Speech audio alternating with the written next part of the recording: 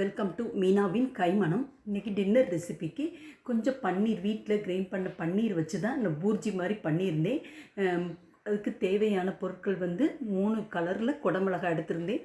கொஞ்சம் பெரிய வெங்காயம் 2 பெரிய வெங்காயம், இஞ்சி 1 துண்டு, 2 பச்சை மிளகாய், கொஞ்சம் புதினா, மல்லி, தக்காளி, தேவைக்கேற்ப உப்பு, மஞ்சத்தூள், மல்லித்தூள், கரம் மசாலாத்தூள், கொஞ்சம் ஜீரகத்தூள் எல்லாம் போட்டிருந்தேன். நான் ஃபஸ்ட்டு எண்ணெயில் 2 ஸ்பூன் ஆயிலில் ஜீரகத்தூள் போட்டு வதக்கிட்டு நம்ம இஞ்சி பச்சை மிளகாய் எல்லாமே நல்லா வதக்கி விட்டுட்டு அப்புறம் நம்மளுக்கு வெங்காயம் போட்டு கொஞ்சம் கண்ணாடி ரொம்ப வதக்கணும்னு தேவையில்லை. போட்டுட்டு தக்காளி போட்டு அதையும் நல்லா கொஞ்சம் 2 நிமிஷம் எல்லாம் வதக்கிட்டு நம்ம 3 கலர் குடமிளகாயும் போட்டு நல்லா வதக்கிட்டு நம்ம வீட்டில் தயார் பண்ண பன்னீர், நம்ம கடையில் வாங்குற காட்டிலும் வீட்டில் நீங்கள் பால் எடுத்துகிட்டு அதில் அரை எலுமிச்சம்பழம் ஊற்றி நல்லா கொஞ்சம் இது பண்ணிங்கன்னா நம்மளுக்கு பன்னீர் உடனே தயாராகிடும். நம்மளுக்கு வீட்டில் பண்ணி பாருங்கள். இந்த வீடியோ பிடிச்சிச்சின்னா லைக் பண்ணுங்கள், ஷேர் பண்ணுங்கள், சப்ஸ்கிரைப் பண்ணுங்கள்.